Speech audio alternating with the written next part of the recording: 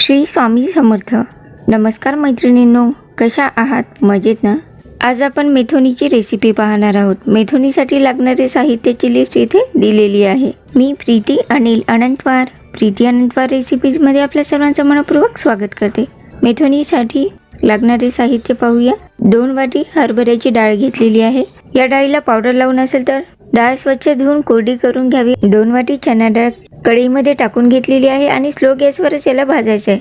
थोडा वेळ लागतो, पण स्लो गॅसवर भाजल्यामुळे डाळ खमंग भाजले जाते आणि खमंग वास सुद्धा येतो. खमंग वास आल्यानंतर आणि डाळीचा रंग बदलल्यानंतर ही डाळ भाजली अशी समजू शकतो. थोडा वेळ झालेला आहे, डाळीचा रंग बदललेला आहे आणि खमंग वास सुद्धा येत आहे.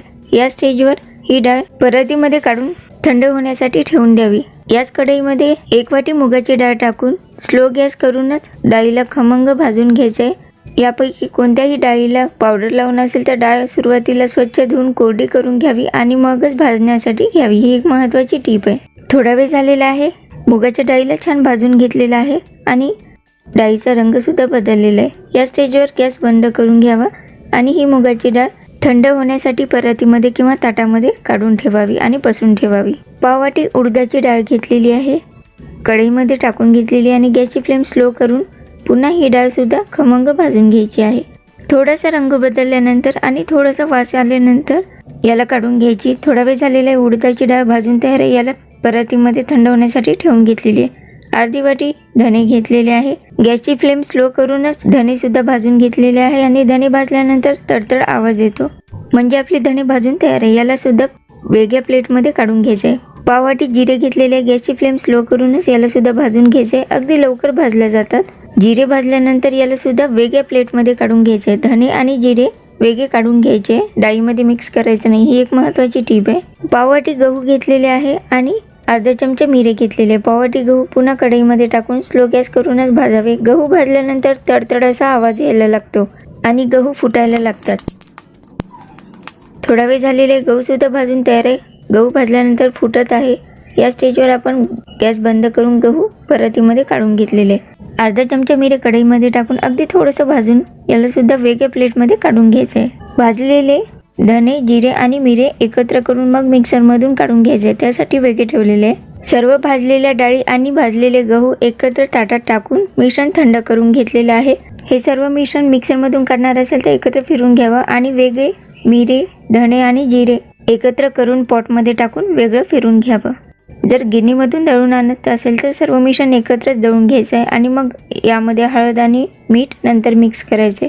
मी मिक्सरच्या पॉटमध्ये काढत असल्यामुळे एकत्र डाळींचं मिश्रण मिक्सरच्या पॉटमध्ये टाकून बारीक फिरून घेतलेलं आहे आणि याला पुन्हा एका प्लेटमध्ये काढून घेऊ. अशाच पद्धतीने राहिलेले सर्व मिश्रण मिक्सरमधून फिरून घेतलेले आहे आणि सर्व मिश्रण अगदी बारीक फिरून घ्यायचे. ही एक महत्त्वाची टीप आहे. शेवटचं मिश्रण फिरवल्यानंतर यामध्ये आपण बाकी साहित्य टाकून घेऊया. यामध्ये 2 चमचे मीठ किंवा चवीनुसार मीठ टाकावं. पोहे खायच्या चमच्यानी साहित्य टाकावे. 2 चमचे हळद सुद्धा टाकून घ्यायची. आवडत असल्यास वाळलेल्या 4-5 मिरच्या कढईमध्ये थोड्याशा परतून यामध्ये किंवा धणे, जिरे आणि मिरे त्यामध्ये टाकून मिक्सरमधून फिरून घेऊ शकता. सर्व मिश्रण मिक्सरमधून बारीक फिरून घेतलेले आहे. रंग सुद्धा अगदी सुरेख आलेला आहे. सुरुवातीच्या फिरवलेल्या मेथोनीमध्येच हे मिश्रण सुद्धा टाकून घ्यावे. मिक्सरच्या पॉटमध्ये भाजलेले धणे, भाजलेले जिरे आणि भाजलेले मिरे तुम्हाला आवडत असल्यास वाळलेल्या 4-5 मिरच्या थोड्याशा कढईमध्ये परतून यामध्ये टाकून मिश्रण बारीक फिरून घेऊ शकता. सर्व मिश्रण मिक्सरमधून फिरून घेतलेले आणि बारीक फिरून घेतलेले हे सर्व मिश्रण मेथोनीमध्ये मिक्स करून एकजीव करून घ्यायचे आहे. चमच्याच्या साहाय्याने सर्व मिश्रण चांगलं मिक्स करून घ्यायचे. सर्व मिश्रण मिक्स केल्यानंतर थंड झाल्यानंतर मगच याला बरणीमध्ये भरून ठेवायचं. ही एक महत्त्वाची टीप आहे. मराठवाड्यामध्ये जेव्हाही लग्न समारंभ असतो तेव्हा ही मेथोनी आवर्जून केली जाते.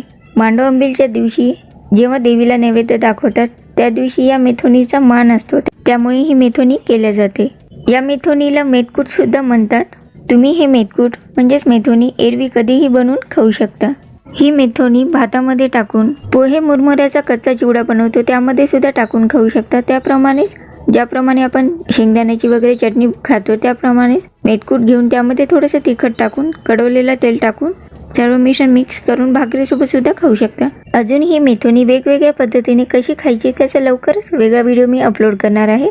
या व्हिडिओप्रमाणेच अजून भरपूर वेगवेगळ्या पदार्थांचे व्हिडिओ पाहण्यासाठी काही व्हिडिओंची लिंक डिस्क्रिप्शन बॉक्समध्ये दिलेली आहे. तुमची इच्छा असेल तर डिस्क्रिप्शन बॉक्समध्ये जाऊन काही व्हिडिओ सुद्धा पाहू शकता. आजचा व्हिडिओ आवडला असेल तर व्हिडिओला नक्की लाईक करा. अशाच नवनवीन रेसिपीज जाणून घेण्यासाठी प्रीती अनंतवार रेसिपी चॅनलला अजून सबस्क्राईब केलं नसेल तर नक्की सबस्क्राईब करा आणि त्या बाजूला असलेल्या बेल आयकॉनला क्लिक करा. माझे व्हिडिओ तुमच्या फ्रेंड्सना नक्की शेअर करा आणि तुमचे कमेंट मला कमेंट बॉक्समध्ये नक्की कळवा. व्हिडिओ पूर्ण पाहिल्याबद्दल आपल्या सर्वांचे मनपूर्वक धन्यवाद.